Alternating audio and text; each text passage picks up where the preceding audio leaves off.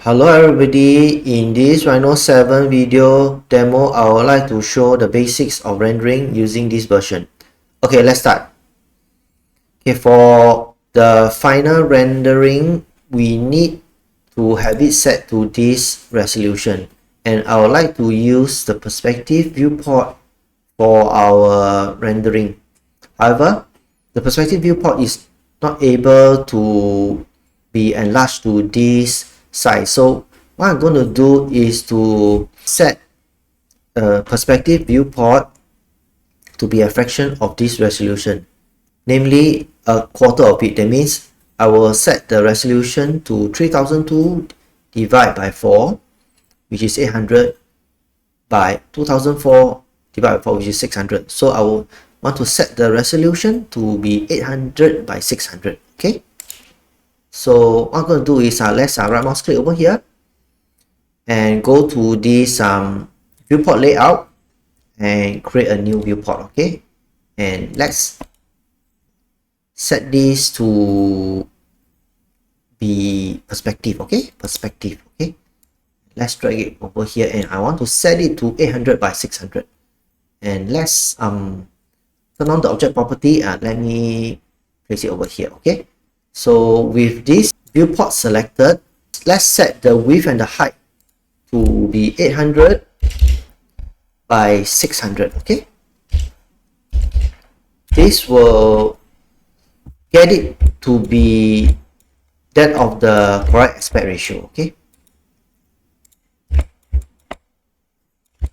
okay, now the next thing that I will want to do is to assign materials and basic environmental settings to this scene. Okay, and we can do so by typing libraries at the command prompt. Okay, and then assign the materials from the library, okay, onto our object. Okay, and let's do a right mouse click over here and change the display mode, okay, to be either rendered or ray trace. Okay, ray trace will give us the most accurate representation. Okay, so I'm setting this to ray trace mode. And okay, in the render content of the library, I want to go to metal, and maybe let's set this to be a metal, polished metal for a start. Let's use polished platinum. Okay, so I can drag this over, set this to polished platinum, and let's set a different material for this button over here. Okay,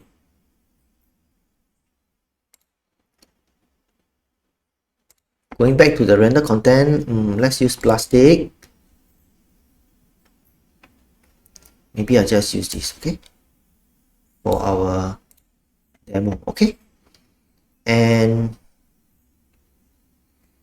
the next thing that I want to do is to do the setting for the environment. Okay, and I reckon the easiest way to do it is also to go to the render content and navigate to the environments and just drop environments onto the scene. Okay, but before I do that, I think what I'm going to do is also to open up the render settings. Okay, we can do so by going to this icon and do a right mouse click, and this will open up the render setting windows, which allows us to do the settings for the scene. Okay, and what I want to do next is to actually set the reflection, okay, using custom environment. Okay, and let's try an experiment with those various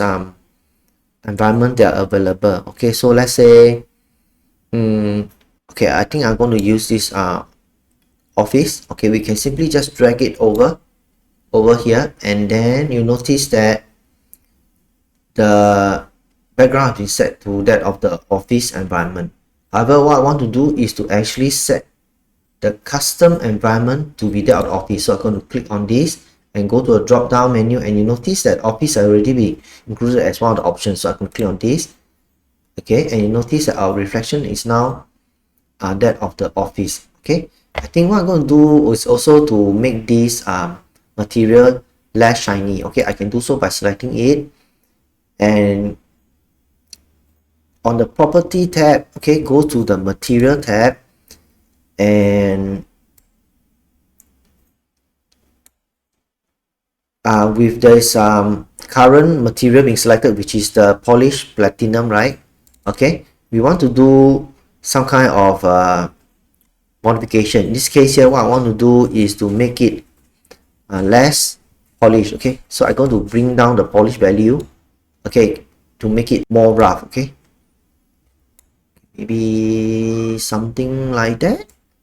Okay, something like that. Okay, yeah, and okay, I think the next thing that I want to do is to set the ground plane. Okay, I want to have a ground plane interacting with this object. Okay, and we can do so by going to the render setting window again, and make sure that the ground plane is being enabled, and then click on this ground plane setting. Okay, you notice that these ground plane settings have a few options. Okay, the important ones are show shadow only or use a material. In this case, if you use show shadow only, what you get is like, can you see the shadow over here?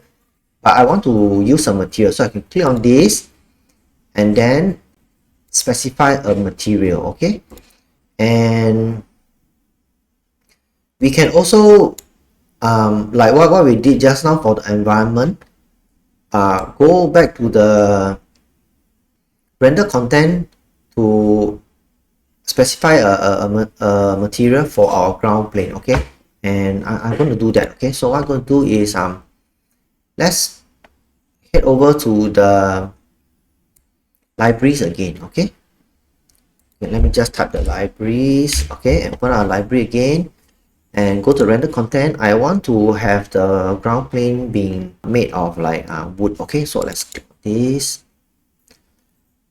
Maybe I'll just use this African thing. Okay, so what I can do is just drag this material onto the scene.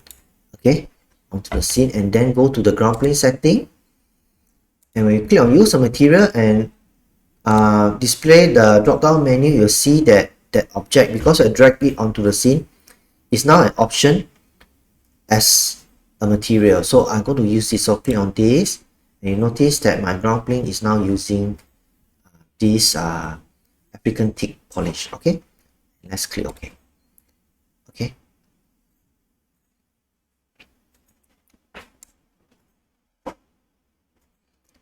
okay, assuming that I'm done with all the settings and I would like to proceed to do a rendering. Okay, we can do so by going to this rendering setting window. Okay, and then as I mentioned before, we need to render to this resolution. Okay, so what I'm going to do is at the dimension, set it to custom, and click on this log to viewport aspect ratio, and then set it to our resolution. If you type 3002 over here, you notice that the setting over here will naturally be set to 2004, because this was the aspect ratio that we have already set. Okay, when we set this viewport to be 800 by 600. Okay, so once you got all the settings done up, you can click on this render button. Okay, I think what I'm going to do is just set the quality to good. Okay, and proceed to click the render. Okay, and click on this. A render window will open up. Okay, so this is the render window, and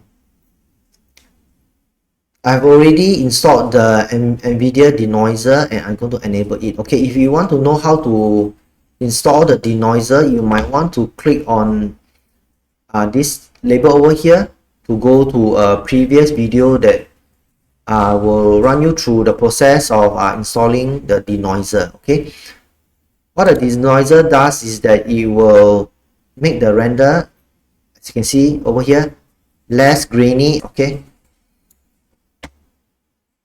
once the render is being done, you can click on this icon, okay, the save as image icon, to save your file to a relevant graphic image such as JPEG. Okay, so I think because it might take a while for this render to be completed, I think I will end the video here. Just remember to do the saving when the rendering is done. Okay, with that, I come to the end of this demo. Hope that's been useful. See you. Bye.